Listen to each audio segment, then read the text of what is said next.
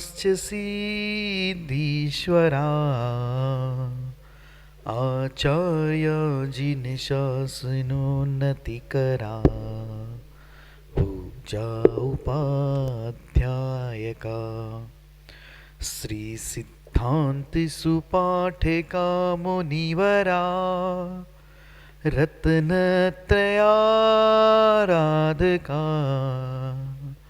पंचेते परमेष्ठिना प्रतिदिनं कुर्वन्तु ते मंगलम।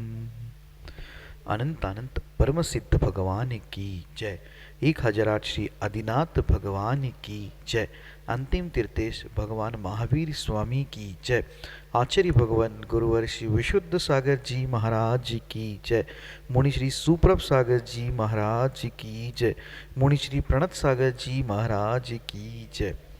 जय जिन बंधुओं, स्वागत है आपका देश का लोकप्रिय कार्यक्रम सम्यक समाधान में।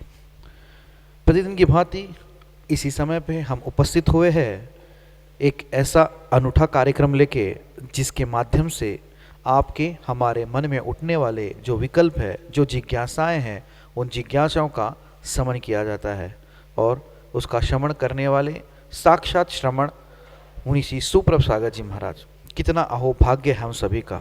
ऐसे पंचम काल में भी हमें साक्षात गुरु की वाणी, जिनवाणी गुरु के मुख से सुनने मिल रही है एवं उन्हीं के मुख से ही अपन को हमारे जो विकल्प है उसका सम्यक समाधान प्रदान हो रहा है। कैसा वह भाग्य है और कैसा वह क्षण होगा जिस क्षण में आपका नाम गुरुमुख से आते हुए उस वाणी के साथ आपको अपने विकल्पों का सम्यक समाधान प्राप्त हो रहा है। जी हाँ, विकल्प किसी एक का हो सकता है, लेकिन उस विकल्पों का सम्यक समाधान देश देश के हर श्रावक, विदेश श्रावक, हर एक व्यक्ति के मन के अंदर झंझोड़ सकता है। क्योंकि कभी कभार ऐसा होता है कि कभी कभी हम अपने भाव, अपने विकल्प हम प्रेषित नहीं कर सकते, कर नहीं पाते, तो किसी और का विकल्प भी अपने मन में, अपने दिल में प्रकाश डालने वाला होता है। सो आप सभी लोग सम्यक समाधान के माध्यम से यह लाभ लेते रहे। शुरू करते हैं आज का सम्यक समाधान कार्यक्रम को। मुनिश्री के चरणों में कोटिशा नमोस्तु करते हुए मुनिश्री प्रणत सागर जी महाराज से यह निवेदन करते हैं कि हे स्वामी, आपकी इस अनूठी शैली से इस कार्यक्रम का संचालन करते हुए गति प्रदान करें। नमोस्तु नमोस्तु नमोस्तु। जी ओम नमः सिद्धेभ्य। नमो लोये सर्वरिहंताणं, नमो लोये सर्वसिद्धाणं, नमो लोये सर्व आयर्याणं, नमो लोये सर्व उवच्छायाणं, नमो लोये सर्वसाहुणं।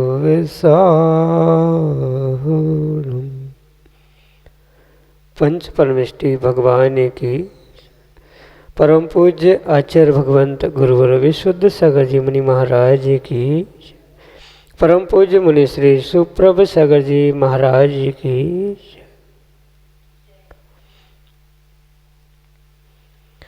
एक छोटा सा विकल्प हमारे आत्मा को अनंत संसार में भटकाने का कारण बनता है। क्यों? क्योंकि हमारे उस विकल्प में समीचीनता का अभाव था, और वही विकल्प यदि समीचीनता को प्राप्त हो जाए तो वही विकल्प आत्मा के अनंत सुख का साधन बन जाता है। आवश्यकता अपने मन में उठने वाले उन विकल्पों को समीचीनता प्रदान करने की है, और यदि समीचीन विकल्प का सम्यक समाधान किसी निर्ग्रंथ गुरु से प्राप्त हो तो निश्चित ही हमारे आत्मकल्याण का मार्ग खोल देता है। आत्मकल्याण के प्राप्ति का वह कार्यकारी उपाय समीचीन विकल्पों का सम्यक समाधान, जो कि हम सभी प्रतिदिन आगम के परिप्रेक्ष्य में परम पूज्य मुनि श्री सुप्रभ सागर जी महाराज के मुखारविंद से प्राप्त कर रहे हैं। देश के विभिन्न प्रांतों से अनेक समीचीन विकल्प हमें यहाँ प्रतिदिन प्राप्त हो रहे हैं, और परम पूज्य मुनि श्री उनका आगम के परिप्रेक्ष्य में हम सबको सम्यक समाधान प्रदान कर रहे हैं। प्रारंभ करते हैं आज का सम्यक समाधान। और आज के पहले विकल्प के लिए धूलिया महाराष्ट्र से रूपेश पी जैन परम पूज्य मुनिश्री के श्री चरणों में कोटि कोटि नमोस्तु निवेदित करते हुए अपना समीचीन विकल्प रख रहे हैं कि महाराज जी सम्यक दर्शन कैसे होता है। हमारे समीचीन विकल्प का सम्यक समाधान करने की अनुकंपा करें। नमोस्तु महाराज जी, नमोस्तु। ओम नमः सिद्धम। परम पूज्य आचार्य भगवान गुरुवर विशुद्ध सागर जी महाराज की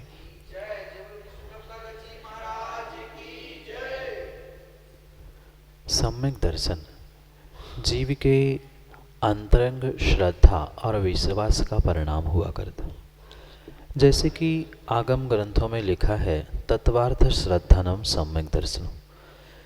तत्वों पर जो श्रद्धान होता है, उन श्रद्धान विश्वास के निमित्त से ही वह सम्यक दर्शन की प्राप्ति होती। सम्यक दर्शन किसी भी प्रकार से कोई बहिरंग साधन नहीं है जो कि किसी दुकान, मंदिर, परमात्मा, गुरु आदि से प्राप्त हो।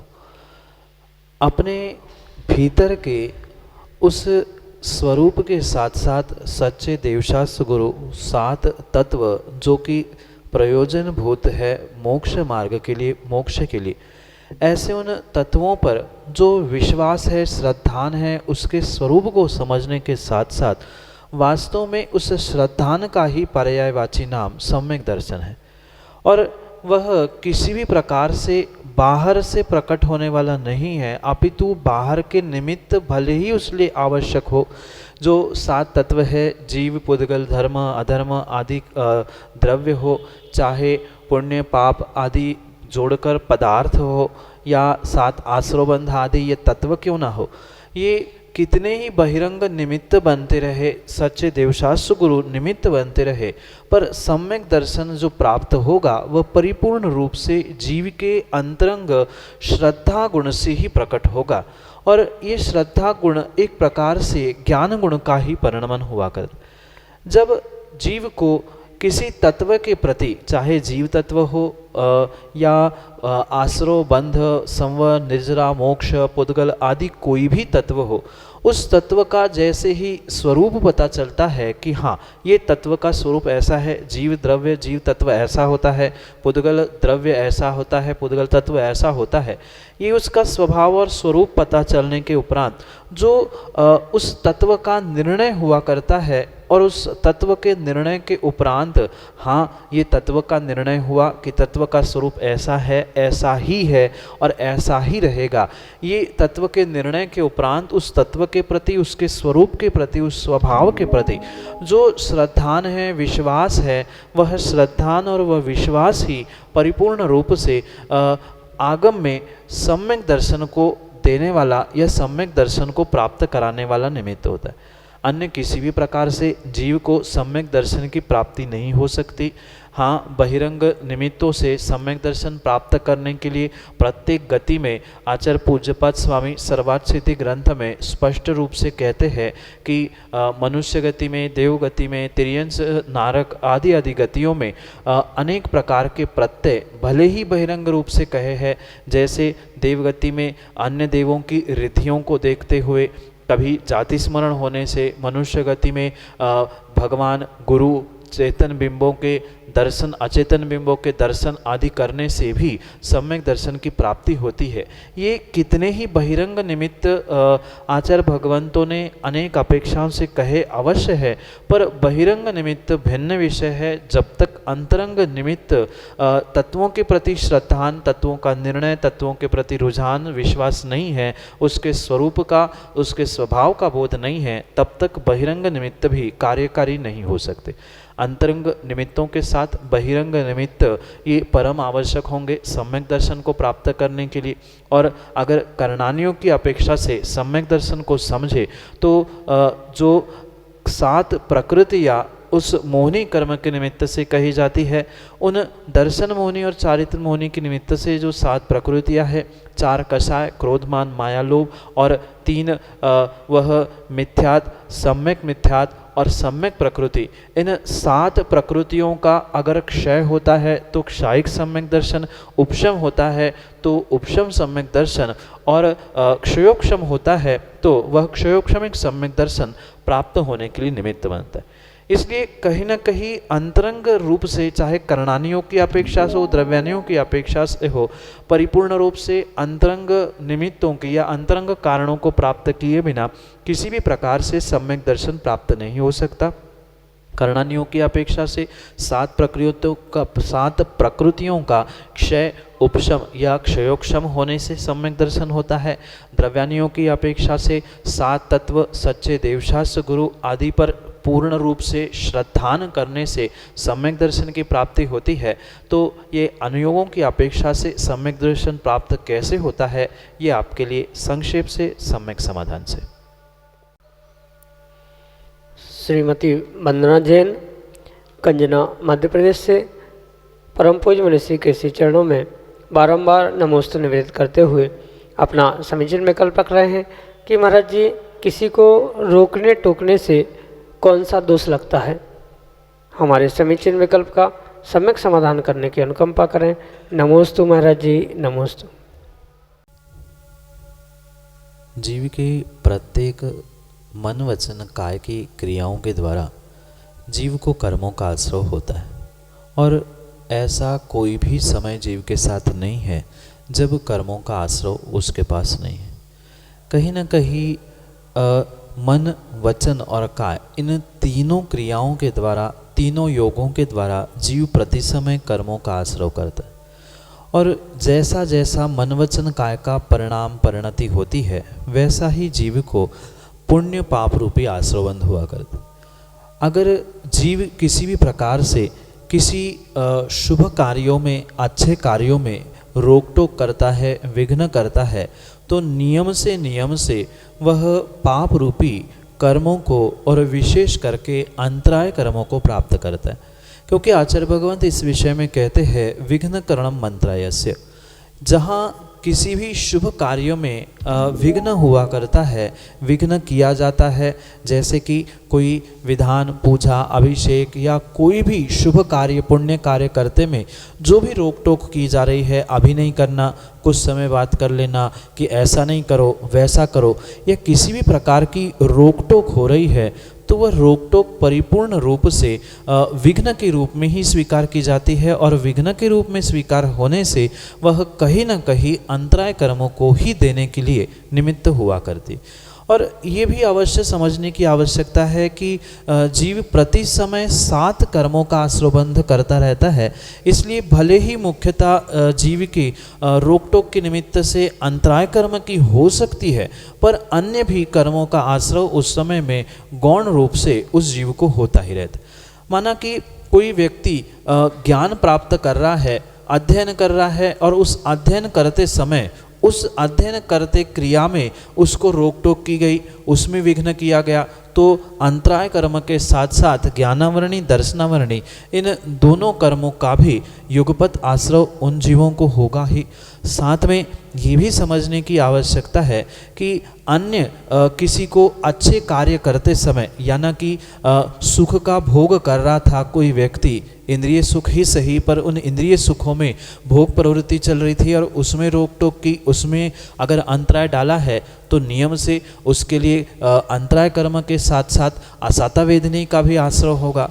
तो क्रिया किस कार्य के लिए वह प्रवृत्त हो रहा है, या कौन सी क्रिया कर रहा है जिसको रोका टोका जा रहा है या जिसमें विघ्न किए जा रहे हैं, उसके हिसाब से अन्य कर्मों की भी व्यवस्था वहाँ बनती है। पर मुख्यता की बात करें तो रोक टोक करने से विघ्न रूपी अंतराय कर्म का ही जीव को आश्रय होता है। ये आगम का, करणानियोग का प्रमाण देते हुए आपके लिए सम्यक समाधान। अंकित जैन, सागर, मध्य प्रदेश से परम पूज्य मनीषी के श्री चरणों में बारंबार नमोस्तु निवेदित करते हुए कह रहे हैं कि महाराज जी, अभिषेक के पश्चात जो शांति धारा होती है उसमें साधु संतों के नाम किस निमित्त से बोलना चाहिए, एवं जो श्रावक श्राविका मरण को प्राप्त हो चुके हैं उनके नाम शांति धारा में उच्चारित करना चाहिए या नहीं। यदि हाँ, तो उनके आगे स्वर्गीय लगाना चाहिए अथवा नहीं। हमारे समीचीन विकल्प का सम्यक समाधान करने की अनुकंपा करें। नमोस्तु महाराज जी, नमोस्तु। वर्तमान में बहुत सारी क्रियाएं एक दूसरे को देख देख कर करना प्रारंभ की गई, जिसका आगम में वास्तव में कोई भी प्रमाण नहीं है। ऐसी बहुत सारी क्रिया भगवान का अभिषेक, पूजा पाठ आदि के निमित्त से देखने में आ रही। जैसे कि शांति धारा में मुनि संघ, आरिका माता आदि आदि के निमित्त से उनके नाम लेना, उनके स्वास्थ्य लाभार्थ आदि आदि कहते हुए शांति धारा उच्चरित करना, ऐसा कहीं भी प्रमाण नहीं मिलता कि प्रत्येक उस शांति धारा में मुनि संघ का या किसी त्यागी व्रति का नाम लेना अनिवार्य है, आवश्यक है। ये किसी भी प्रकार से मंत्रों की या भगवान की अभिषेक करने के, शांति धारा करने के निमित्त से आवश्यक कार्य नहीं कहा गया। हाँ, क्वचित कदाचित कभी किसी का स्वास्थ्य ठीक नहीं है और उसके लिए बोला जा रहा है तो फिर भी समझ में आता है, पर रोज़ रोज़ स्वास्थ्य ठीक होने पर भी उनके बारे में बोलना और माना कि आजकल वे शांति धारा आदि टीवी, फेसबुक, मोबाइल आदि के द्वारा पूरा ब्रह्मांड विश्व देख रहा है, तो उनको तो यही प्रतिभाषित होता है कि इनके मुनि, इनकी माताजी वगैरह हमेशा बीमार ही रहते हैं क्या, हमेशा स्वास्थ्य लाभार्थम, स्वास्थ्य लाभ हो आदि आदि के लिए शांति धारा क्यों मुनियों के नाम लेके की जाती है। ऐसा भ्रम भी उन दूसरे लोगों को हो सकता है। इसलिए हमारे परिप्रेक्ष्य में तो प्रति समय प्रतिदिन शांति धारा में मुनियों का, आदियों का नाम स्वास्थ्य लाभ आदि के लिए लेना कोई अनिवार्य नहीं है। हाँ, श्रद्धा रूप हम उनको अर्घ्य चढ़ा रहे हैं, वहाँ तक तो फिर भी बात समझ में आती है, पर शांति धारा मात्र जो शुद्ध मंत्र है उतने उच्चारण के द्वारा ही पढ़नी चाहिए, क्योंकि सामूहिक रूप से जब हम कहते ही है संपूजक का नाम, प्रतिपालक का नाम, उसमें सबका अपने आप नाम समाहित हो रहा है और समस्त प्राणी मात्र से सभी जीवों को ऐसा कहते हुए समस्त मुनि संगस्य आदि आदि कहते हुए हम नाम उच्चारण कर रहे हैं तो फिर भी समझ में आता है। पर किसी व्यक्तिगत नाम लिया, एक का लिया, दूसरा छूट रहा है, मात्र स्वास्थ्य के लिया, अन्य अनेक विकल्प उत्पन्न हो सकते हैं और आगम में भी ऐसी कहीं व्यवस्था का वर्णन नहीं होता है, इसलिए वह भी आवश्यक नहीं है। रही बात दूसरी, जो श्रावक श्राविका के निमित्त से शांति धारा आदि आदि में नाम लिए जाते हैं, तो आगम में उनके भी नाम की कहीं व्यवस्था नहीं लिखी है कि उन्होंने बोली ली, उनका नाम लेना अनिवार्य है, आवश्यक है। हाँ, ये वर्तमान की भली व्यवस्था चल रही है, पर ऐसी कहीं भी व्यवस्था पूर्वाचार्यों ने बताई ही नहीं है। जहाँ अस्माकम कहा जाता है वहाँ व्यक्ति अपना अपना व्यक्तिगत नाम लेके हुए शांति धारा करे, ऐसी ही प्राचीन व्यवस्थाएं चलती थी। पर ठीक है, वर्तमान में सामने जो व्यक्ति कर रहा है उसका भी फिर भी नाम समझ में आता है, पर जो मृत्यु को प्राप्त हो चुके हैं सामने है ही नहीं है, ऐसे जीवों का नाम किसी भी प्रकार से शांति धारा में लेना ही नहीं चाहिए। और फिर स्वर्गीय कह के कहा जा रहा है, आपको क्या पता कि वे स्वर्ग में ही गए हैं कि नरक में गए हैं, या जो सामने है ही नहीं है उन दूसरे पर्याय को प्राप्त हुए उन जीवों को आप शांति धारा में नाम लेकर किस प्रकार से उद्बोधित करना चाहते, उनकी पर्याय ही नहीं शेष बची। फिर उनका नाम और उनके पर्याय के निमित्त से जुड़े हुए संबंध आदि को उच्चरित करने से उस आत्मा को किसी प्रकार से शांति मिलने वाली है ही नहीं। इसलिए कहीं ना कहीं ये बातों को समझने के उपरांत ही आगम के परिप्रेक्ष्य में वह शांति धारा आदि की व्यवस्था, उसके मंत्रों का उच्चारण आदि करने की आवश्यकता है। अन्यथा देखा से कि बहुत सारे कार्य हो रहे हैं पर उसका आगम में कोई भी प्रमाण नहीं है। यही आपके लिए सम्यक समाधान। श्रीमती आरती इंद्र कुमार सिंघई, बानपुर उत्तर प्रदेश से अगले समीचीन विकल्प के लिए हमारे सामने। दोनों महाराजियों के चरणों में त्रिवार नमोस्तु नमोस्तु नमोस्तु।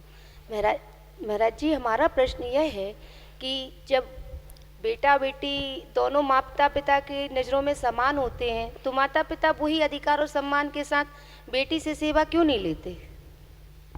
नमोस्तु महाराज जी, नमोस्तु। माँ, वर्तमान में बहुत सारे कार्य ट्रेंड के अनुसार हो रहे, समय बदलते हुए बहुत सारे कार्य बदलते हुए देखने में आते, और भारतीय संस्कृति, भारतीय सभ्यता के अनुसार जो प्रति समय बेटे की या पुरुषों की मुख्यता से व्याख्यान प्राप्त होता है, वहाँ पर प्रत्येक अधिकारों में ही बेटी को एक गौण दर्जे से देखा जाता है। वर्तमान में कुछ अपेक्षाओं से महिला प्रधान समाज और महिला प्रधान देश होने के निमित्त से कुछ अंशों में बेटियों को, महिलाओं को 50% अधिकार जैसे राजनीति में, घर के बंटवारे आदि में मिल रहे हैं। ऐसे ही अगर कायदे से सेवा अगर करने की व्यवस्था बन जाए तो वास्तव में बहुत अच्छा कार्य हो सकता है। क्योंकि एक बेटी जो अपने माँ बाप की सेवा कर सकती है, वह शायद बेटा करे नहीं करे, कोई भरोसा नहीं होता। पर जो वर्तमान में एक ट्रेंड चल रहा है कि नहीं, माँ बेटा तो बेटे के पास रहेंगे, बेटी के लिए बोझ कैसे बने, वो तो दामाद के घर में रहती है या पति के घर में रहती है। ये जो एक छोटी संकुचित जीवों की मानसिकता है, वह मानसिकता के कारण काम बिगड़ रहा है। ऐसा कहीं भी बंधन नहीं है कि सेवा मात्र बेटों से ही करनी चाहिए, बेटों को ही करनी चाहिए, बेटों से ही करवानी चाहिए, ऐसी कहीं भी व्यवस्था नहीं है। जहाँ किसी माता पिता को बेटा है ही नहीं है, वो किससे देखेंगे, वह कहीं ना कहीं बेटी से सेवा करवाते ही है। पर एक प्रचलन चलता आया है हमारे भारतीय संस्कृति में कि बहुत सारे तो ऐसे वर्तमान में जीव है जो बेटी के घर का पानी भी नहीं पीते हैं, एक समय का भोजन भी नहीं करते। तो ये एक मानसिकता है, क्योंकि जब सभी जीव समान हैं और सभी जीवों को समान रूप से जीने का अधिकार दिया गया है, जब वर्तमान में हिस्सा बंटवारा आदि करते समय भी बेटों के जैसा ही बेटियों को अधिकार दिया जा रहा है, तो सेवा करने में, किसी की मदद आदि करने में किसी भी प्रकार से कोई विकल्प करने की रखने की आवश्यकता ही नहीं थी। पर फिर भी ये अवश्य समझे, मर्यादा के साथ अगर कोई बेटी अपने माता पिता की सेवा कर रही है तो वह बहुत ही प्रशंसनीय कार्य है और उसके अधिकारों में ये आवश्यक होना ही चाहिए। क्यों? क्योंकि जैसा पढ़ाई के लिए बेटियों को अधिकार दिया जा रहा है, सब कार्यों में बेटियों को आगे किया जा रहा है, तो माँ बाप की सेवा करने के लिए बेटियाँ पीछे क्यों हो, ये किसी भी प्रकार से सोचने विकल्प करने की आवश्यकता नहीं है। और ये जो परंपराएं रूढ़िया के रूप में चलती आ रही है, ये कोई आगम परंपरा, आगम व्यवस्था नहीं है, मात्र एक रूढ़ी के रूप में जो ये हमारे देश में चलती आ रही है, उस कारण से ये प्रचलन में ऐसा देखने में आता है कि बेटियां सेवा करते हुए नहीं दिखती है। पर जहाँ जहाँ बेटियों ने सेवा की है, वहाँ वहाँ वह घर परिवार माता पिता अवश्य ही सुखी रहते हुए भी देखने में आते हैं। इसलिए ऐसा अधिकार मिले नहीं मिले, क्योंकि अधिकारों के लिए किसके पास पहुंचेंगे? हमारा अधिकार, हमारा कर्तव्य अगर हम ही व्यवस्थित पालने लग जाएंगे तो किसी के अधिकारों के लिए, अपने अधिकार और अपने कर्तव्यों के लिए किसी के पास जाने की आवश्यकता नहीं होती। प्रत्येक बेटी और बेटी के माँ बाप भी इस बात को समझे, क्योंकि बेटी तो फिर भी समझ लेगी, बेटी चाहती भी है माँ बाप की सेवा करे, पर कभी कभी ऐसी होती है सामाजिक परिस्थिति या बहुत सारे ऐसे बंधन होते हैं कि माता पिता चाहते हुए भी बेटी के पास से या बेटी से सेवाएं नहीं ले पाते हैं, बेटी की सेवाओं को स्वीकार नहीं करते हैं। ये मानसिकता, ये संकुचित सोच छोड़ते हुए प्रत्येक जीव को, बेटा और बेटी उन दोनों को जैसे अन्य स्थानों में समान अधिकार दिया जा रहा है, ऐसे सेवा आदि करने में भी समान अधिकार देते हुए अपने जीवन को और अपने घर परिवार को अंधरूढ़ियों से बचाते हुए एक उत्कृष्ट सोच और उत्कृष्ट कार्य करने के लिए प्रवृत्त करने की आवश्यकता है। यही आपके लिए सम्यक समाधान। अगले समीचीन विकल्प के लिए जतारा मध्य प्रदेश से हमारे सामने हैं रिमी जैन अपने समीचीन विकल्प के साथ। नमोस्तु महाराज जी। नमोस्तु महाराज जी। महाराज जी, मेरा प्रश्न यह है कि अच्छी समाज के क्या गुण होते हैं? नमोस्तु महाराज जी। अच्छी समाज वास्तव में मात्र संख्या में ही अच्छी हो जरूरी नहीं है।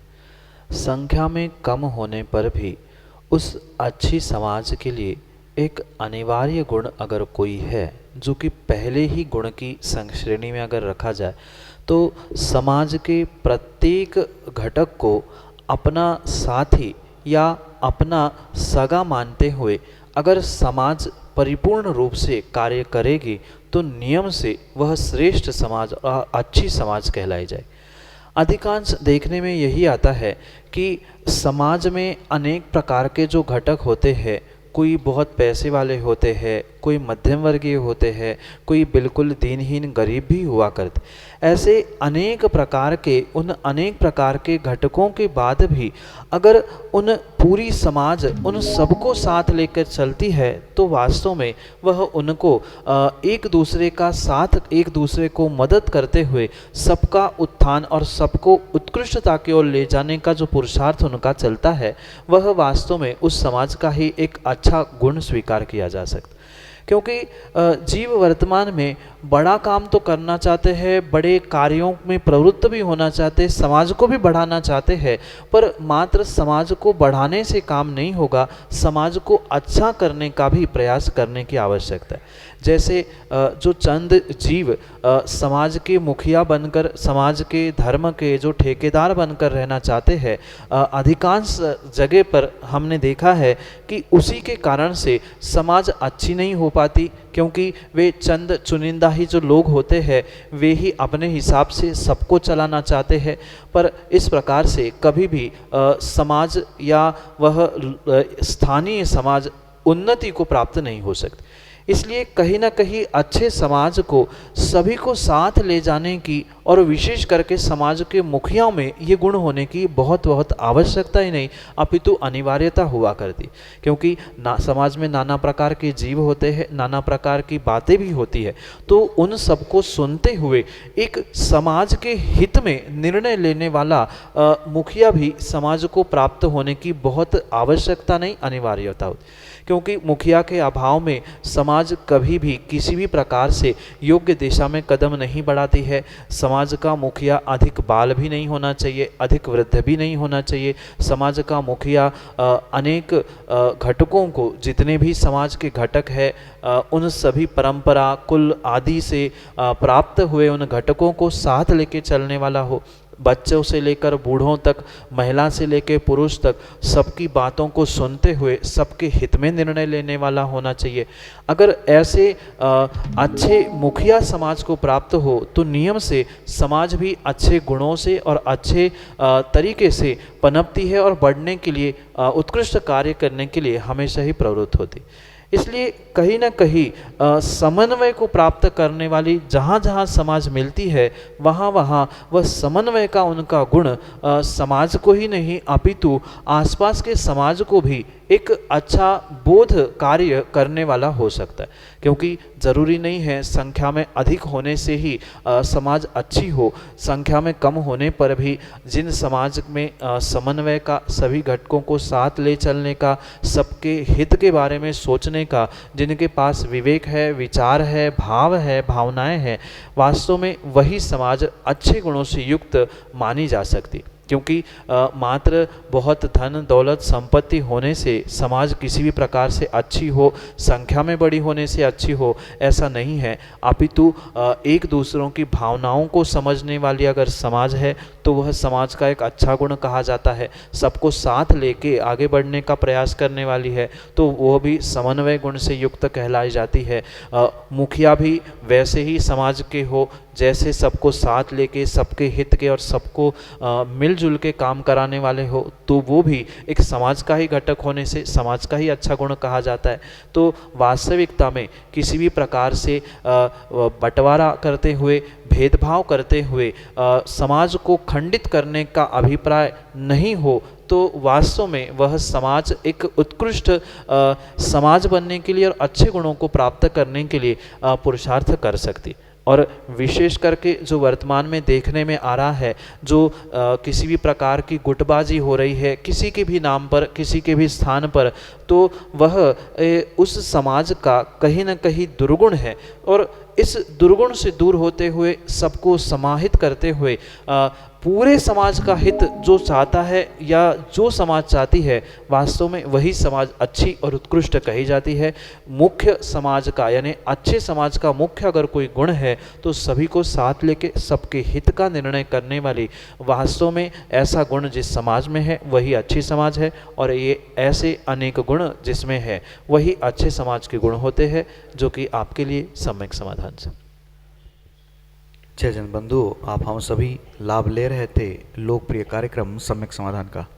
प्रतिदिन यह कार्यक्रम 5:13 पे अपने YouTube चैनल सुप्रभात के माध्यम से प्रसारित होता है। 870 87548811 यह व्हाट्सएप का नंबर है। इस व्हाट्सएप के नंबर पे आप अपना विकल्प, अपना जिज्ञासा हमें प्रेषित कर सकते हैं। अगर किसी को व्हाट्सएप पे टाइप करना नहीं आ रहा है तो एक कागज़ पेन में अपना नाम, शहर का नाम लेके अपना विकल्प लिख के फ़ोटो खींच के आप हम तक अपना विकल्प पहुंचा सकते हो। उस विकल्पों को एकत्रित करके मुनीषी तक पहुंचाया जाएगा और मुनीषी के मुखारविंद से हम सभी लोग सम्यक समाधान प्राप्त करेंगे। samyak.samadhan@gmail.com यह हमारी जीमेल की आईडी है। इस पे आप हमें ईमेल भी कर सकते हैं और अपने विकल्पों का सम्यक समाधान प्राप्त कर सकते हैं। यूट्यूब पे नीचे स्क्रॉल पे यह नंबर दिखता है। मैं आपके लिए एक बार सुविधा के लिए नंबर दोबारा रिपीट करता हूँ, 8707548811, या आप इस कार्यक्रम में साक्षात यहाँ उपस्थित रह के कागज़ पेन पे अपना नाम लिख के अपना विकल्प हम तक पहुँचा सकते हैं एवं विकल्पों का सम्यक समाधान प्राप्त कर सकते हैं। प्रतिदिन शाम को 7:40 पे जिनवानी टीवी के माध्यम से मुनीषी के प्रवचन प्रतिदिन प्रसारित होते हैं और घर बैठे ही आप रत्नमाला इस ग्रंथ का स्वाध्याय करते हुए मुनीषी के प्रवचन का लाभ ले सकते हैं। आज के लिए इतना ही। आगे ऐसे ही कार्यक्रम एवं विकल्पों के साथ हम आप तक पहुँचेंगे। तब तक के लिए आप सभी को जय जिनेंद्र। मुनीषी के चरणों में कोटिशा नमोस्तु नमोस्तु नमोस्तु।